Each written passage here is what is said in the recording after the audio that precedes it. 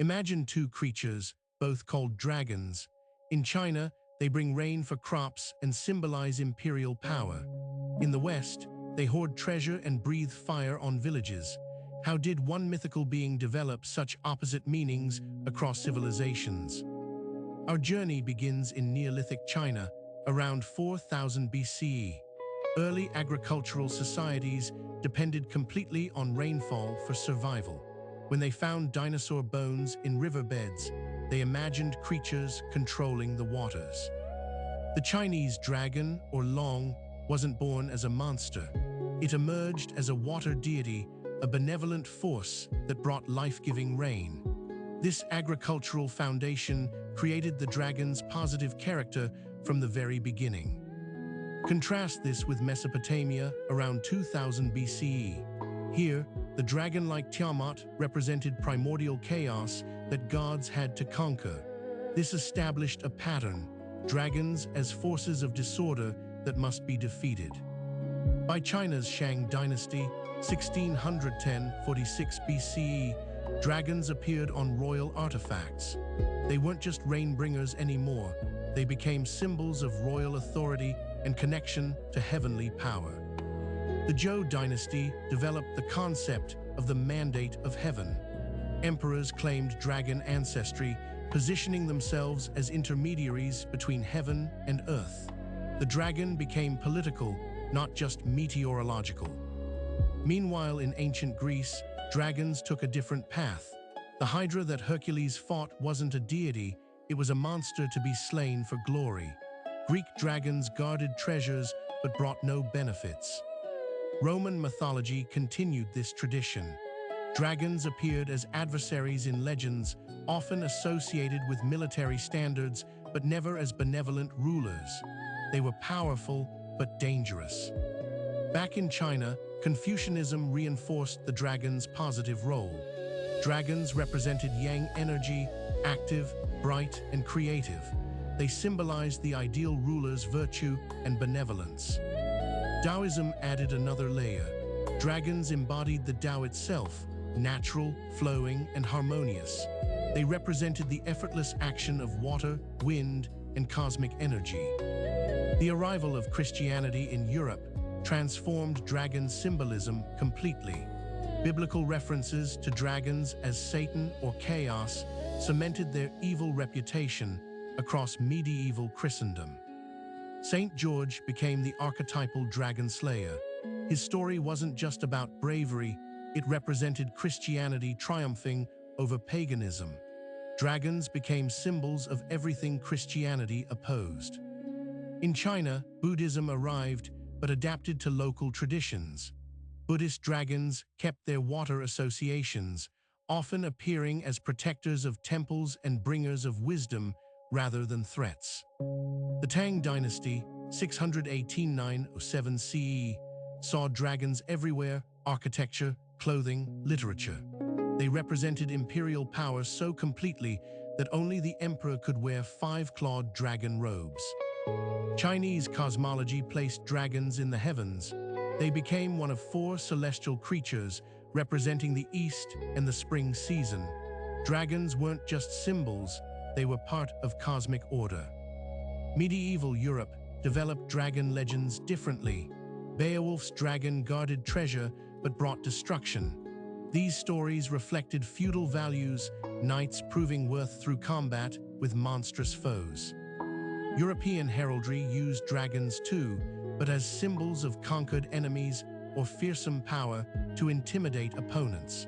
They appeared on shields and banners, but always as adversaries to be overcome. The Chinese imperial examination system reinforced dragon symbolism. Success was described as catching the dragon, achieving harmony with cosmic forces through scholarly virtue. During the Renaissance, European dragons became more elaborate but no less evil. They appeared in art as symbols of sin and temptation, often with explicitly Christian moral lessons. Chinese folk traditions developed dragon boat races and dragon dances. These weren't about conquering dragons, they were about inviting their beneficial energy for good harvests and luck. European explorers encountering Chinese culture were confused by dragon reverence. Jesuit missionaries in the 16th century struggled to explain why Chinese worshipped what Europeans considered demonic. The Qing dynasty, 1644–1912, intensified dragon symbolism. The dragon throne, dragon robes, dragon everything. It represented the emperor's absolute authority as heaven's representative on earth. Meanwhile, European fairy tales cemented dragon stereotypes. From German legends to British lore, dragons kidnapped princesses and hoarded gold, requiring heroic rescue missions. Chinese medicine incorporated dragon symbolism. Dragon bones, actually fossils, were used in remedies. The dragon represented vital energy flowing through the body's meridians. The Industrial Revolution changed Western dragon tales slightly. Dragons sometimes represented nature fighting back against industrialization, but still as destructive forces rather than benevolent ones. Modern China maintains dragon symbolism. It appears on currency, in corporate logos, and during celebrations. The dragon represents national identity and cultural continuity. Western fantasy literature inherited medieval dragon tropes. From Tolkien's Smaug to Harry Potter's Hungarian Horntail, dragons remain dangerous, greedy, and usually evil. Chinese diaspora communities worldwide maintain dragon traditions.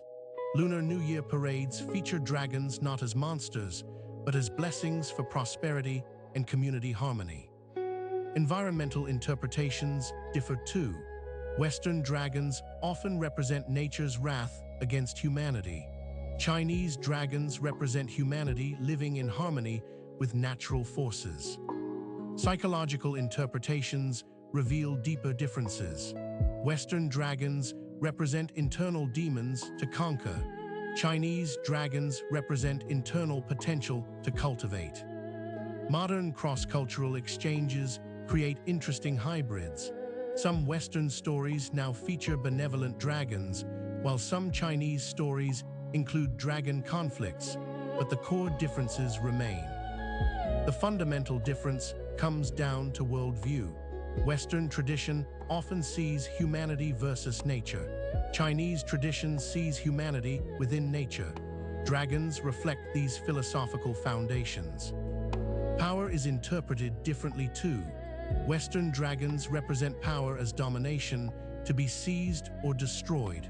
Chinese dragons represent power as harmony, to be aligned with and respected. These dragon differences aren't just historical curiosities. They shape how cultures approach leadership, nature, and even personal growth today. The stories we tell about dragons reveal our deepest values.